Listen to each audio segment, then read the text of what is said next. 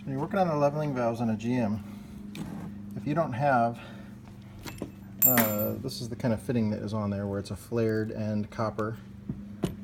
But if you don't have that, if you just take one of these compression fittings, this is 1/4 inch compression on compression, and you get rid of these two pieces,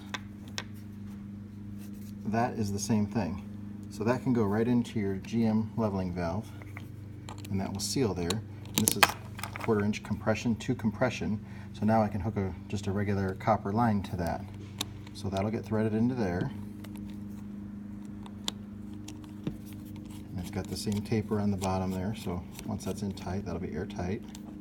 And now I can just take this off and add a copper line to it and put the compression sleeve on it here. And that'll work. So just a little tip about the GM leveling valves: when you don't have these flared hoses, you need to get rid of them, you can use that.